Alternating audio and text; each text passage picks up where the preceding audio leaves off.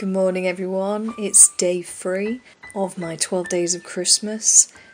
So for today's decoration, I wanted to make some birds that could sit in my tree. To do that, I took these polystyrene balls that I found at my craft store and grabbed some sheets of felt that I had just sitting in the back of my cupboard and decided to do some needle felting to create a little robin and a little owl. Now, if you haven't tried needle felting before, don't panic. It's not as hard as it may first look. Now, I've only done 2 little DIY kits before this, hence why I have the supplies. And though these don't really go perfectly, the results are pretty good, so don't feel too discouraged to give this a go. I started with the robin and I took some scrap brown felt and folded it roughly around the amount of the ball I wanted covered. Using some fabric scissors, I cut this rough square out and then rounded the corners while pressing it against the ball. This gives you a rough idea of what's going to be covered as you cut, and it doesn't have to be perfect because we're going to use the needle to sort out the shape ourselves.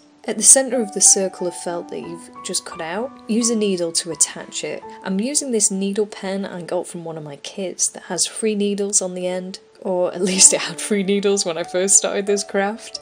Stab the centre of that felt repeatedly until it holds on when pulled. Once attached, work from the centre down around the edge of the fabric.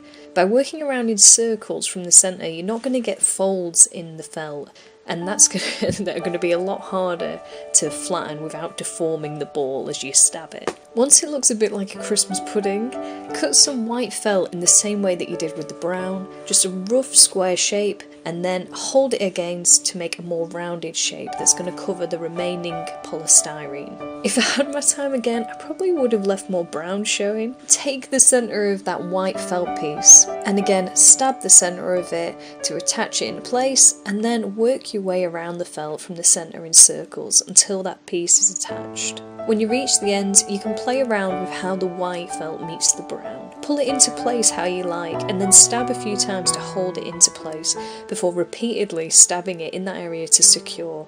I seem to be saying stab a lot. That doesn't feel very Christmassy to me, but I'm not really sure what other verb to say that would make any sense, so I'm gonna have to stick with stab. I hope you'll forgive me. Another point on constantly rotating while you're stabbing your polystyrene ball. This will keep the polystyrene ball from deforming to a weird shape. It keeps it a lot more uniform, or at least seemed to for me. Once you're happy, take a square of red felt and this time cut it into a nice circle or semicircle depending on your preference. When you attach this, it's going to inevitably not be perfect, unless you are perfect, in which case please redo this video where all of my problems are edited out. Attach the circle. Now this time I decided to miss out the stabbing the centre part of the technique that I've been telling you guys on each part, because I wanted the red breast to puff out, but again, with time, if I could repeat myself, I would just do it the same way, because I think in the end it looks a little bit messy and deformed. At this point, my fancy 3 needle pen starts turning into a 2 needle pen as one of the blades goes and snaps off and I have to go find it. I think maybe I was getting a little overexcited. This was my first try with the wings. Note first, I cut them to these rough little wing shapes and then pressed them against the robin beforehand to check whether I liked them or not, or whether I wanted to reduce the size of them. Remember, you can always cut off your felt, but you can't add back on, so make sure you cut them bigger than you want them to be originally and then work from there. Position them onto the body of the robin and then press into the polystyrene ball using your needle. I kept the sides loose on mine so they would fan out, but again the choice is up to you. Another first here, at first I used these clear beads I had for the eyes and glued them onto the robin with a lot of fabric glue, but I really didn't like the appearance of it too much. So in the end I took these off, cleaned away as much of the glue as I could, and then took these small offcuts of black felt that I had.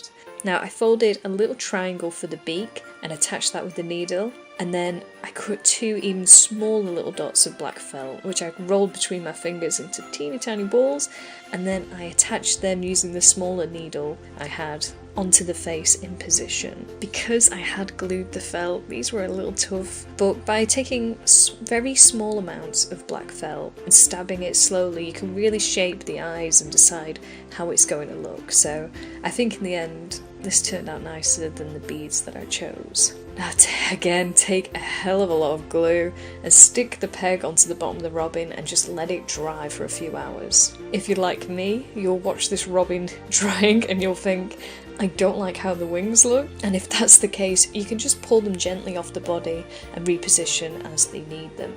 I also added a little white tint to the eye to give the robin a bit of a soul.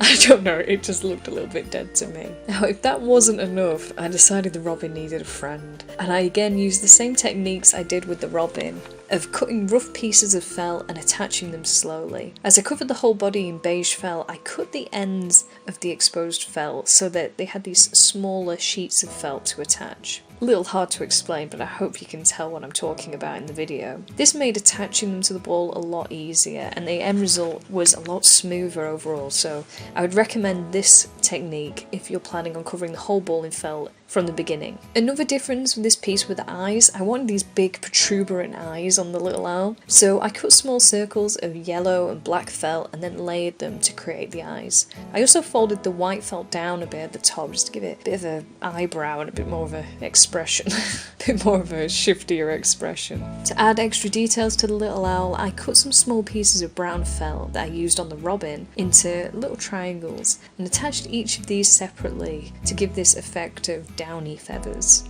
I also decided to have the owl hanging rather than sitting on the tree. I was hoping I could needle felt the embroidery thread into the top of the owl, but no dice. I ended up making this big groove though by trying to do that, which I then stuck the knot of the embroidery thread into with lots of glue, and then I took another triangle of the brown felt I had, placed this over the knot to conceal the big mess I'd made, and then needle felted that into the ball. Not only did that hide the mess, but it also made a little bit more strength in that area, so I was quite happy with how it ended up.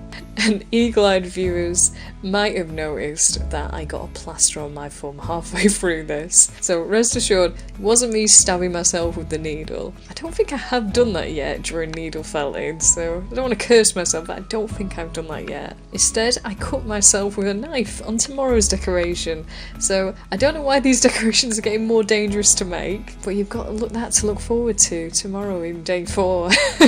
Hopefully by day 5 I'll still have fingers of which to type replies back to you guys. In tomorrow, day 4 of these 12 days of Christmas that I'm doing. See you again tomorrow.